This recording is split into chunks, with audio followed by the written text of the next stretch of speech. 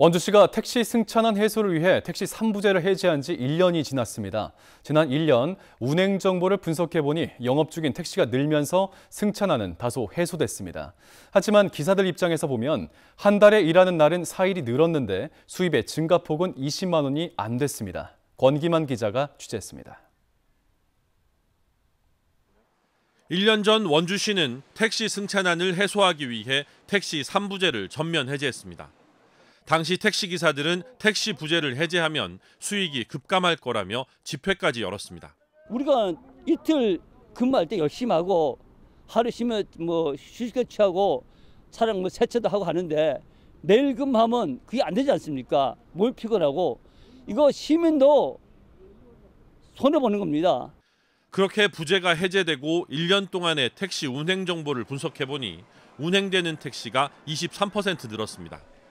일단 택시 승차난을 해소하는 데는 확실히 도움이 된 것으로 보입니다. 문제는 택시 기사들의 처우입니다.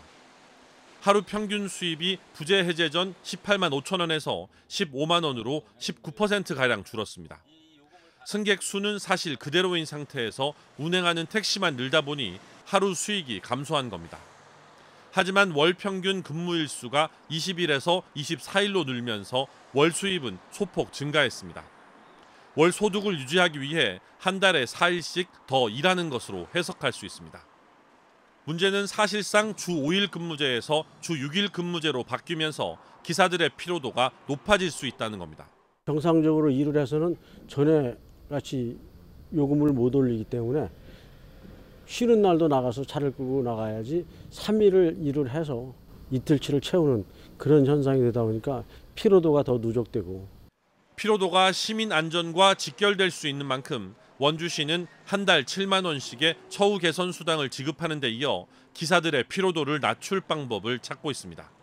부제 해제로 인해서 운전 기사분들이 피로감이라든지 근무 강도가 세졌다는 말을 많이 듣고 있는데요. 그런 거를 토대로 해가지고 내년에는 택시 쉼터 등을 조성을 해서 운전 기사분들이 또 건강도 관리할 수 있는 어떤 그런 시설, 후계 시설 같은 것도 조성할 계획입니다.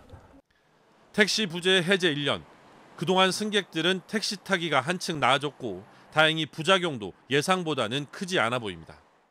다만 기사들의 피로도가 높아지면 안전사고로 연결될 가능성이 높아지는 만큼 원칙적으로 기사들의 근무 시간을 줄일 수 있는 방안 마련이 필요하다는 목소리가 높아지고 있습니다. MBC 뉴스 권기만입니다.